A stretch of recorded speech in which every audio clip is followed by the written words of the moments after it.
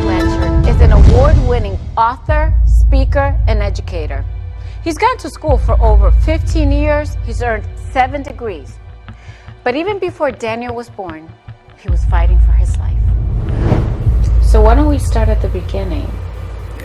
Talking to you before, you said that even before you were born, your mother had to make a decision about your life. Why don't you tell me about that? Yeah, well, I gotta tell you, I didn't have an easy start into this world, and it wasn't just the fact that I was born into North End of Hartford, into a life of poverty. It was before that. My life was in question, and it was a struggle before that, before I was even born. You see, the doctors told my mother that if you have this child will kill you. And I talk about that sometimes, and it's just like, how do you even make that decision? You know, it's like your life, the baby's life. Your life, the baby's life. I mean, how do you make that decision? Would any of us even know how to make that decision? But my mom did. And she made that decision. She decided to have me. You know, she didn't listen to the experts. She decided to have me. So, you know, right from the get-go, like, I guess I wasn't supposed to be here. And I am. I made it. And so did my mom. My mom made it through that too. So I guess sometimes, you know, you can't always listen to the experts. Sometimes you got to do your own thinking, your own thing, your own living, and, you know, do what you think is right. My mother thought it was right for her to have me. And here I am, you know, all these years later, thanks to her. So how would you describe your mother? If I was going to describe my mother, I would say that she had to be a saint. But one of the toughest saints I've ever met.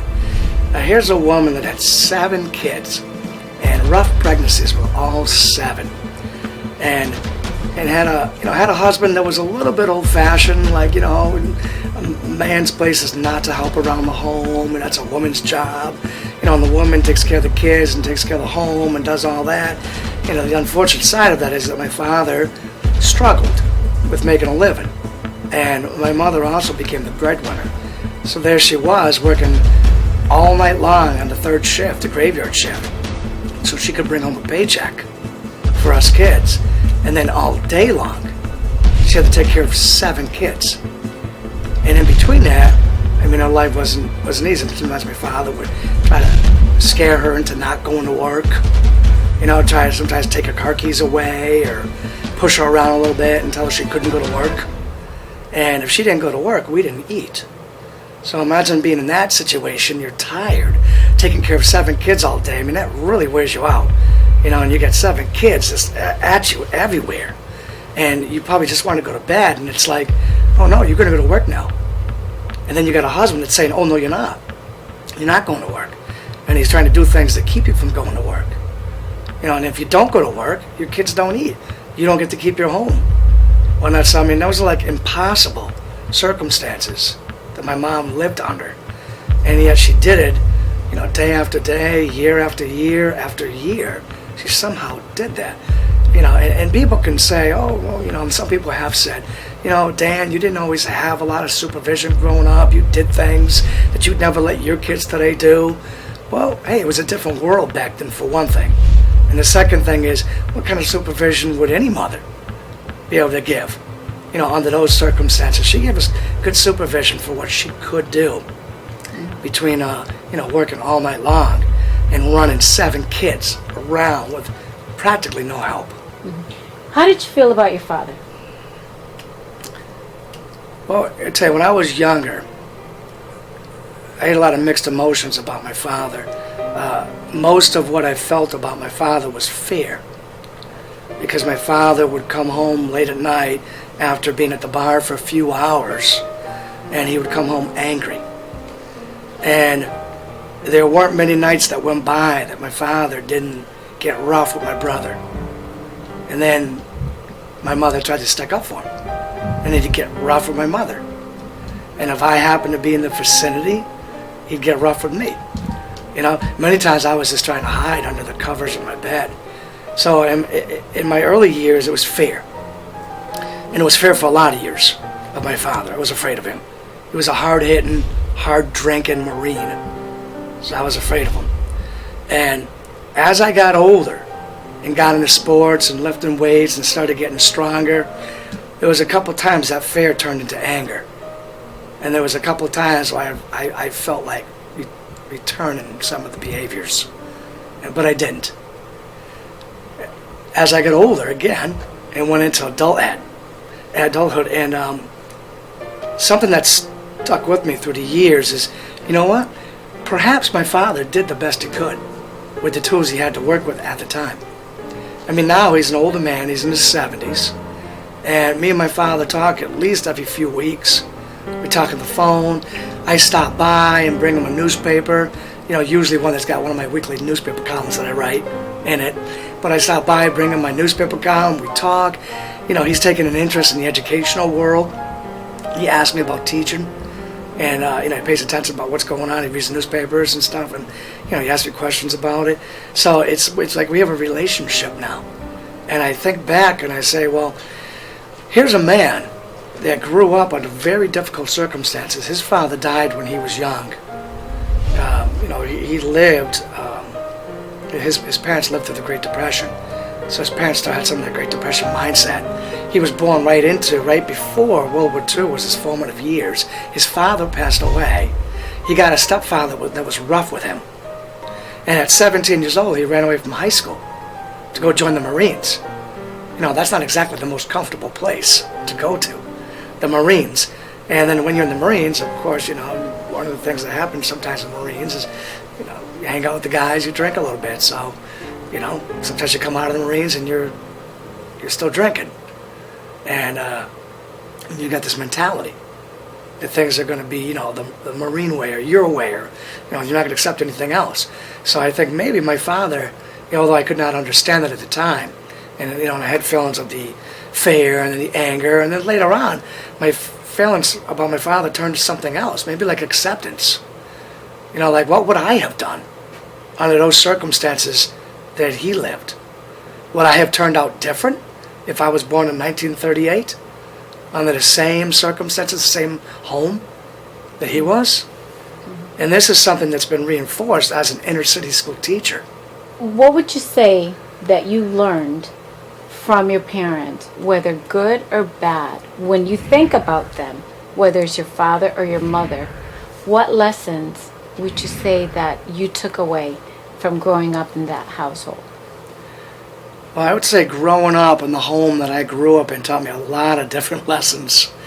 You know, one is opposites attract. My mother was all giving, and it seemed like and kind to a fault. Whereas my father seemed like maybe like more of a taker and more of a hard man. So I mean, I guess opposites do attract, and sometimes you really do many times become a product of your environment. You know, my mom grew up in a different home than my father, so you become a product of your environment. And you know, my father grew up the way he grew up, a lot of it because of his home. I think about me and my brother grew up in the same home, and this was a lesson that I learned. And granted, he was a little older than me, and he got a little rougher than me. I'll always admit that he got a little rougher than me. But we grew up in the same home, so you would think that we would have turned out somewhat similar. Well, what I've learned is that that's not true either. You know, a lot of life is a choice. A lot of life is a choice. You know, and you could just take what you've been handed, and you know, and accept that you've been beat up, and then turn into that angry, mean person. Or you could do something different. You can make a conscious choice and do something different. You know, I'm like, that's what I did.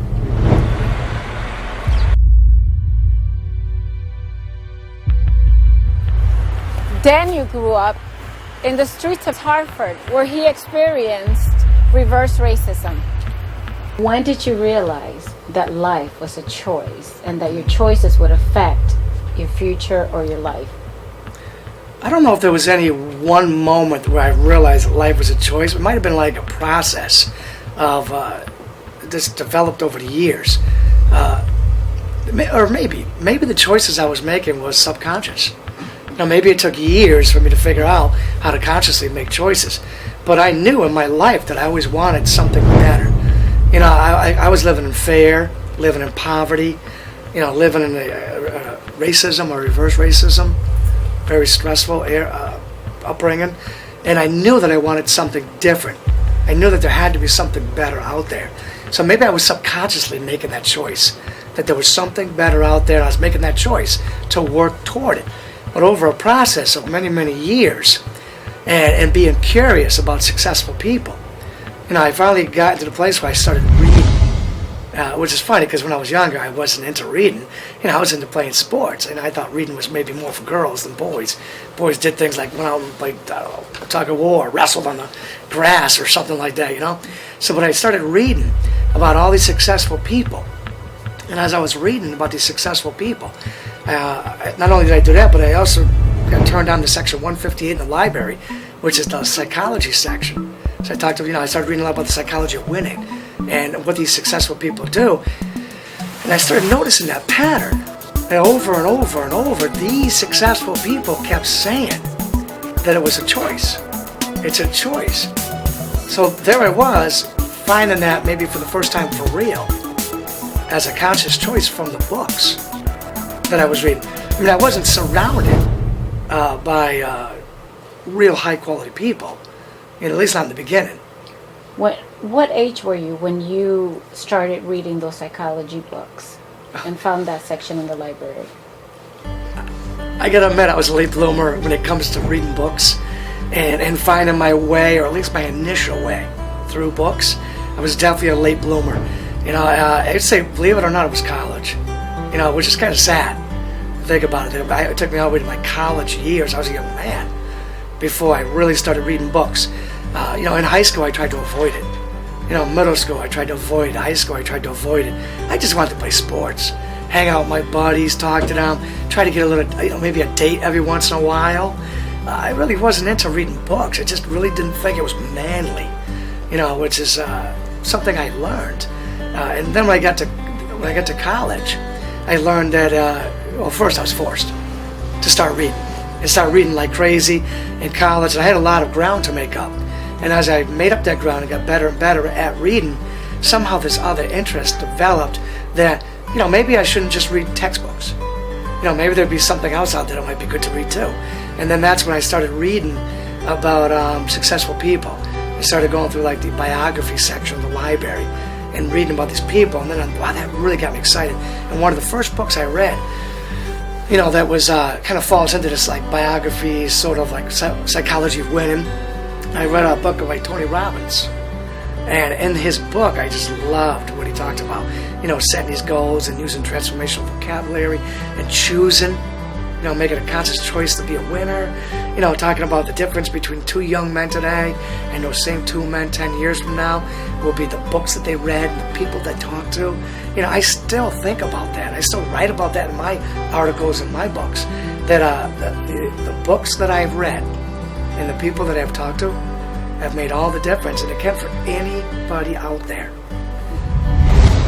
Growing up in the mean streets of Hartford, Daniel had a lot of fights with the neighborhood kids. Tell me about growing up in East Hartford. Oh, gosh. Growing up in East Hartford was great in a lot of ways. And then in other ways, it was very rough. You know, I just came over from Hartford. I lived in Hartford the first 7 years. And it was rough over there, so I came over to East Hartford, and, you know, and I was still in that rough, like street-wise, street rough and tough mentality when I came over to East Hartford.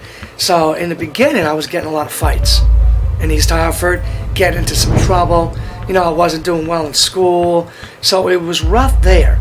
But where it got good was that I joined the football team. And during those days, now we're talking back in the 80s, during those days, just East Hartford had 4 town football teams. So it was a big interest in football, and they did a good job. So I played football, and I started funneling a lot of my extra energy as a boy. You know, maybe a little bit of my anger. Just the things that, you know, being a boy, just the boyness. I started funneling that into football. And my football team was awesome. And we did really well. We won a lot of games. So that gave me some self-esteem and some confidence that sports is like a pretty cool way to go. You know, and then when I was in 8th grade and I was on that championship football team in 8th grade, I was lucky to have one of the guys on the team be a wrestler. And his father was a wrestler. And his father was like, "Dad, I want to take you down to a wrestling practice because I think you'd be really good at it."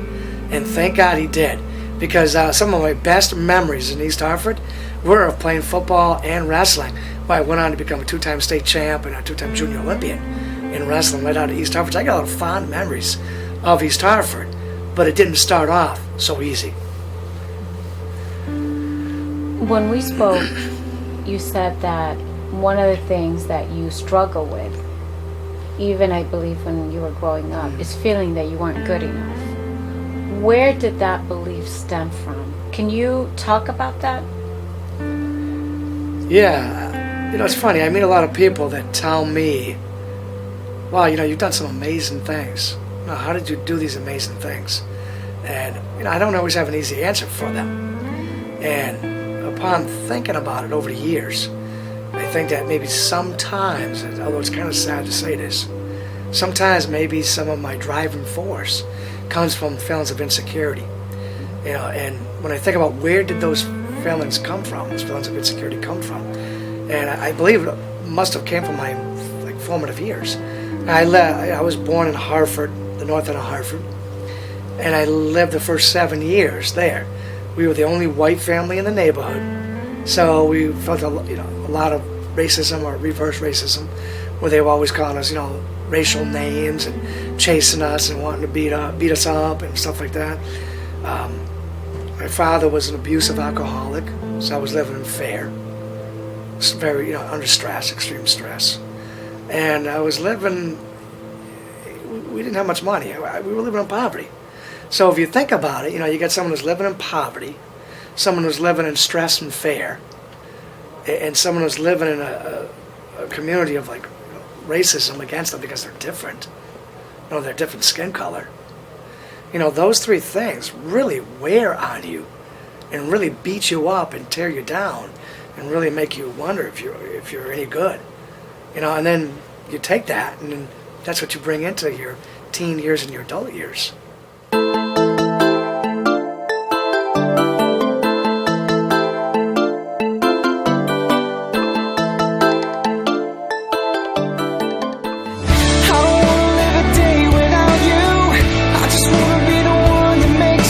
Daniel is an award-winning author.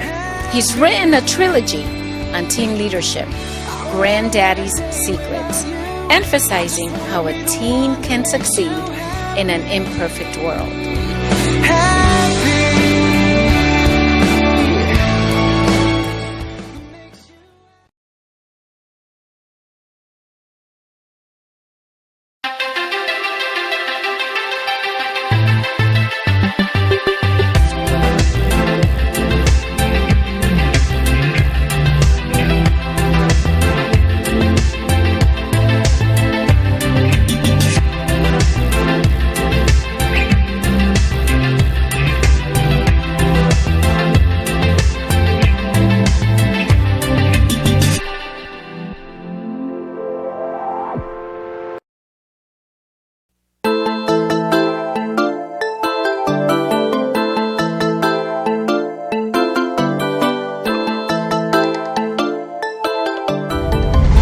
You also said that during your formative years that they told your mother that you were deaf and mute. Was that when you were younger? Do you remember that? When I was little, my mother tells me a story that I don't remember. And now my mother's not around for me to ask her to give me more details on it. But my mother told me a story when I was little that one day I came to her with a bellyache. I was holding my bellyache, telling I had a lot of pain in my bellyache. And then that basically is going to a different story that I haven't told you yet, which maybe I'll piggyback on this other one. But I just wanted to know, I had some issues as a kid. I went into a coma and almost didn't come out of it. And then it was another time when my parents found out that I was deaf and I was making, just like mute noises. I couldn't speak words or sound like a human. I was just like animal noises. So my parents brought me to a specialist who said that I needed an ear operation to restore my hearing, but unfortunately it'd be too late for me to ever speak again. I would do nothing but make animal noises the rest of my life. And my parents brought me to this little nun. This little old nun, I don't remember a whole lot about her. And she brought me to this little nun, and I don't know if it was once a week or 5 times a week. I don't remember how many times a week it was. But I remember I went to her and she got me to talk. So now today I can hear, I can speak, and I speak a lot. And that illness that I had that stemmed from the bellyache, when I went into a coma, and a lot of other kids that had circumstances that were similar didn't make it. I asked my sister what that was about. My older sister said it was meningitis. I went to a coma with meningitis. I came out of that. So you throw these, this was a rough beginning. The doctors told my mother that she was not to have me. Then I get meningitis, and I'm deaf and mute, and I'm living in poverty, and I'm living under stress and abuse, and I'm living in like a community of like racism because I'm the white person, the only white person, and all these things just really, really beat you up and really tear away your self-esteem and your self-worth. But at the same time, remember before I talked to you about life is a choice? So I can make that choice that, wait a minute, if I got through all this stuff at just a little tyke, then I must be here for something important. I must be here for something really important, because I got off to a rough start, rough start. And now, maybe that's why I get such a big heart to kids that are struggling today. Maybe that's why I became a school teacher. Maybe it was like some kind of driving force. Maybe that's why I've written teen leadership books to help kids that I'm never going to be standing in front of them. And they can read my books. Maybe that's why I've created a website and a blog, and a vlog that talks to kids that I may never be standing in front of. Kids that are struggling. Maybe I can help them. Did wrestling save your life? I think wrestling did more good for me than I could ever maybe truly understand. It took me off the streets. It took me off street fighting and put me on the mat, on the wrestling mat, to fight on the wrestling mat, and to not get arrested like so many of my friends. So many of my old friends, my old neighborhood, are dead or in jail. So many of them. It's amazing. I'm like one of the few kids that got out of my neighborhood. And I think wrestling was a huge part of that. While my friends were still street fighting, my brother included, while he was still street fighting and while they were being thrown in jail, I was fighting on the wrestling mat and getting patted on the back and getting my hand raised and getting trophies. And it was like really cool to be getting trophies for like fighting and being good at it. I was lucky enough, I don't know if lucky is the right word, I talk about that in my books, but I made the varsity team as a freshman from someone that's never wrestled before. So I came out to the wrestling team and I made the varsity team. And people were like, how? How did you make the varsity team? And, were you natural? I said, maybe. Maybe I was natural. Maybe a lot of it came down to just the physical ability I had because I lifted weights. Maybe some of it came down to that street fighting that I grew up in, that environment that I grew up under, that really toughened me up. And some people could say, it's sad that you had such a tough upbringing. But maybe if I didn't have that tough upbringing, maybe I wouldn't have been wrestling varsity as a freshman. And maybe I wouldn't have been a 2-time state champ. Maybe I would have been a middle-of-the-road wrestler. Maybe I wouldn't have been a 2-time junior Olympian, and a decade later, twice the coach of the Junior Olympics. So maybe I need to go back and like thank my circumstances and be grateful for my upbringing, because it made me tough and it made me who I am today.